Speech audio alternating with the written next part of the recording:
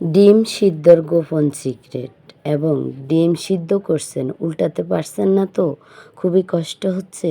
এই গোপন টিপসগুলো আপনি যদি জানতে হয় তাহলে অবশ্যই পুরো ভিডিওর সাথেই থাকবেন এবং ডিম কিভাবে ছোলার সময় ছোলকা না উঠে তারই একটা গোপন টিপস নিয়ে আজকের ভিডিওটা, এবং ডিম ভাজি কিভাবে মজা করে তৈরি করবেন তারই গোপন সিক্রেটগুলো এই ভিডিওতে জানতে পারবেন এবং ডিম বোনা সহ সব কিছু বুঝতে পারবেন। আজকের রান্নাটা একদম ঘরোয়া, বুঝছেন? হ্যালো এভরিওয়ান, আসসালামু আলাইকুম। সবাই কেমন আছেন? আলহামদুলিল্লাহ, আল্লাহর অশেষ রহমতে আমিও ভালো আছি। ডিম যখন ছলকা উঠতেছে না তখনই আপনি ডিম সিদ্ধর সময় একটুখানি লবণ দিয়ে দিবেন। আসল সিক্রেট হিসাবে আপনার জন্য থাকতেছে প্রথম টিপস এটা। আজকের রান্নাটা একদম ঘরোয়া কিন্তু স্বাদে হবে অসাধারণ। খুব সাধারণ কিছু উপকরণ দিয়ে কিভাবে আজকের রান্নাটাকে আরও সুস্বাদু আর ঘ্রাণে ভরপুর করা যায়, আজকে সেই ছোট্ট সিক্রেট নিয়েই আপনাদের সামনে হাজির হলাম। ভরপুর করা যায় আজকে সেই ছোট্ট সিক্রেটগুলো আপনাদের দেখাবো, তাই শুরু থেকে শেষ পর্যন্ত সঙ্গে থাকুন, কারণ রান্নার আসল মজাটা লুকিয়ে আছে কয়েকটা ছোট্ট টিপসের মাধ্যমে। শুরুতেই কিন্তু ডিমগুলো সিদ্ধ করে নিলাম, আর সিদ্ধ করে নিয়ে সেগুলো চুলকা কীভাবে একদম সুন্দরভাবে ছাড়িয়ে নিলাম সেই টিপসটাই আপনাদেরকে প্রথমে দেখিয়ে দিলাম। এবং কিনা এখানে একটা তাওয়া বসিয়ে সে তাওয়ার মধ্যে একটুখানি তেল দিয়ে এবং একটুখানি হলুদ লবণ মাখিয়ে ডিমগুলোকে কিন্তু ভালো করে ভাজা ভাজা করে নিচ্ছি। এই যে দেখুন, হলুদ মাখিয়ে ঠিক এইভাবে আলতো হাতে একদম চুলার হিটটা লো হিটে রেখেই কিন্তু ভালোভাবে এগুলোকে ভাজা ভাজা করে নিতে হবে।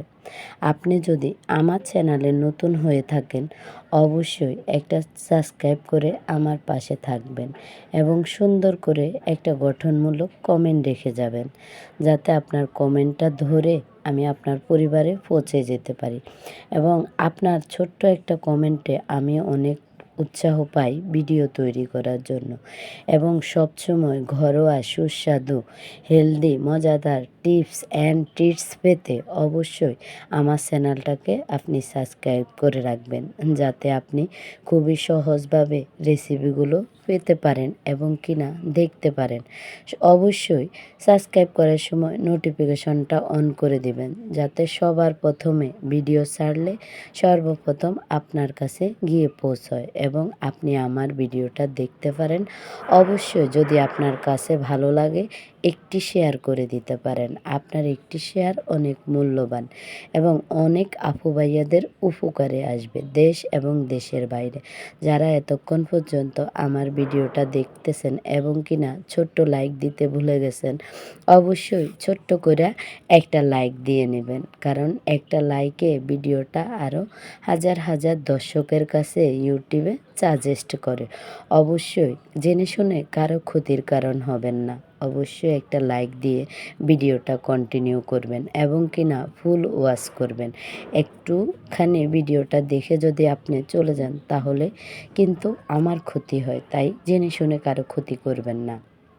এদিক দিয়ে সেই একই তেলের মধ্যেই কিন্তু ডিমগুলো ভাজার পরে আমি ওই একই তেলের মধ্যে আবারও কিন্তু পেঁয়াজ কাঁচামরিচ এবং কিনা কিছুটা রসুন কুচিয়ে রেখেছিলাম, সেগুলোকে এই যে তেলের মধ্যে ভাজা ভাজা করে নিচ্ছি। অবশ্যই বাদামি কালার করে নেব, অতিরিক্ত পুড়ব না, যেটা খেতে ভালো লাগে না, এবং অতিরিক্ত ভাজা ভাজা করলে জিনিসটা মজা লাগে না। তাই অতিরিক্ত ভাজা ভাজা না করে নিয়মের মধ্যে রাখবেন, একদম সীমার মধ্যে, তাহলে কিন্তু অবশ্যই ডিম ভাজাটা খেতে বেশি ভালো লাগবে এবং কিনা মজাদার লাগবে। আপনি অবশ্যই গোপন সিক্রেটগুলো জানতে আমার পুরো ভিডিওর সঙ্গেই থাকুন। আশা করি সবগুলো স্টেপ বাই স্টেপ যদি ফলো করেন তাহলে পুরো ভিডিও দেখেই কিন্তু আপনি কিছুটা জিনিস এখান থেকে শিখতে পারবেন এবং কিনা অবশ্যই আমার সাথেই থাকুন, দেখতে দেখতে পুরো ভিডিওই কিন্তু শেষ করতে পারবেন এবং গোপন সিক্রেটগুলো জানতে পারবেন। পেঁয়াজ আর কাঁচামরিচ যদি না দেন ডিম ভাজার মধ্যে কিন্তু ভালো লাগে না। আবারও বলি, ডিম ভাজার সময় এবং পেঁয়াজ কাঁচামরিচ ভাজার সময় একদম লো হিটে রাখতে হবে, আর ডিমটা যখন সিদ্ধ করবেন তখন হাই হিটে রাখবেন। আর এই যে কিছুটা পরিমাণ মশলা দিয়ে দিলাম, কিছু মরিচ গুঁড়ো, ধনিয়ার গুঁড়ো, জিরার গুঁড়ো এবং কিনা হলুদ গুঁড়ো, কিছুটা পরিমাণ লবণ, এগুলো দিয়েই ভালো করে ভাজা ভাজা করে নেব হালকা হাতে। অতিরিক্ত কিন্তু লাল লাল করা যাবে না। আর কিছুটা পরিমাণ ভাজা ভাজা যখন হয়ে আসবে, কালারটা যখন কিছুটা পরিমাণ চেঞ্জ হবে, তখনই কিন্তু আমি আগে থেকেই ভাজি করে রাখা ডিমগুলো অবশ্যই এই পেঁয়াজ কাঁচামরিচ এবং রসুন এগুলোর ভিতরেই কিন্তু দিয়ে দেব। আর দেশ এবং দেশের বাইরে যারাই আমার ভিডিওটা দেখেন, আপনাদেরকে অসংখ্য অসংখ্য ধন্যবাদ। সব সময় এভাবে আমাকে সাপোর্ট করবেন এবং ভালোবাসা দিবেন এবং নিত্য নতুন ভিডিও পাওয়ার জন্য অবশ্যই আমার পাশেই থাকবেন। নিত্য নতুন ভিডিও কিন্তু আমি প্রতিদিনই আপলোড করি, হয়তো কখনো নাস্তার রেসিপি, নয়তো কখনো শাক, কখনো রেসিপি, কখনো ভর্তার রেসিপি, কখনো মাছ মাংসের রেসিপি। প্রতিদিন একটা না একটা ভিডিও কিন্তু আপলোড করি, আর সেই আপলোড করা ভিডিওগুলো কিন্তু আপনাদের জন্যই করে থাকি। আর এখানে এখন কিন্তু ডিমগুলো দিয়ে দিব।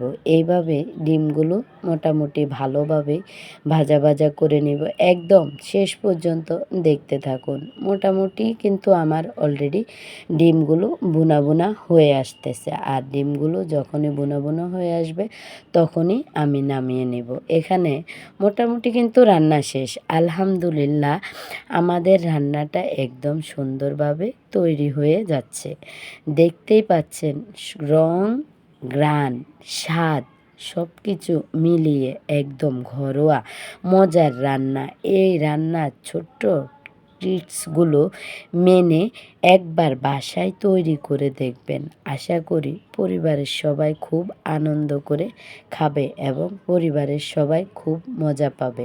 অবশ্যই সবসময় হেলদি এবং টেস্ট রান্নাগুলো খাওয়াতে চেষ্টা করবেন এবং কিনা বাচ্চাদের, সবার বড় ছোট সবাই কিন্তু আমরা ডিম পছন্দ করি। সপ্তাহে যদি একদিন ডিম বোনা থাকে তাহলেই মন্দ কি। আমার ভয়ে অনেক সময় ভুল হতে পারে, তাই সবাই ক্ষমের দৃষ্টিতে দেখে আশা করি বুঝে নেবেন যে আমরা ভুল হতে পারে, মানুষ মাত্রই ভুল, ভুলের সাথেই কিন্তু আমরা বসবাস করি, আবার ভুলকেই আমরা কিন্তু সমাধান করি। তাই সবাই ভুল হলে ক্ষমার দৃষ্টিতে দেখবেন এবং কিনা নিত্য নতুন ভিডিও প্রতিদিনই আপলোড করি এবং একটা ডিম উঠিয়ে আপনাদেরকে দেখাচ্ছি যে কেমন হচ্ছে।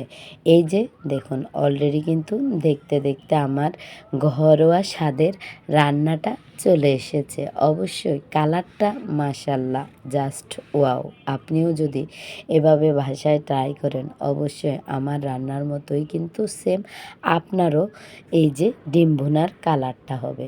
অবশ্যই আপনারা চাইলে এখানে পানি ইউজ করতে পারেন, আমি কিন্তু পানি ইউজ করি না। আমি ঠিক এইভাবে শুকনো শুকনোই কিন্তু ডিম ভুনার রেসিপিটা আজকে দেখিয়ে দিলাম এবং কিনা ডিমগুলো যাতে ময়লাজনিত যখন না উঠে তখন কিন্তু আপনারা খুবই বিরক্ত হন, তখন সিদ্ধ করার সময় ডিমগুলো একটুখানি লবণ দিয়ে দেবেন। সর্বশেষ পরিবেশনার জন্য কিছুটা পরিমাণ ধনেপাতা দিয়েই কিন্তু আজকে পরিবেশনা করে নিলাম। লাস্ট পর্যায়ে কিছুটা পরিমাণ এভাবে ধনেপাতা দিলে একদম কালারটা আসে খুব সুন্দর।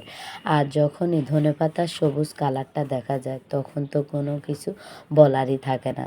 লালের মাঝে যদি তরকারি, কালারটার মাঝে যদি এই ভাজে আপনার ধনেপাতার একটু সবুজ আসে তখন তো জাস্ট ওয়াও। এই যে দেখুন, অলরেডি পরিবেশনা করে দেখিয়ে দিলাম এবং ভিডিওটা অলরেডি দেখতে দেখতে আমরা শেষ পর্যন্ত চলে এসেছি। যে যেখান থেকে ভিডিওটা দেখতেছেন সবাইকে অসংখ্য ধন্যবাদ।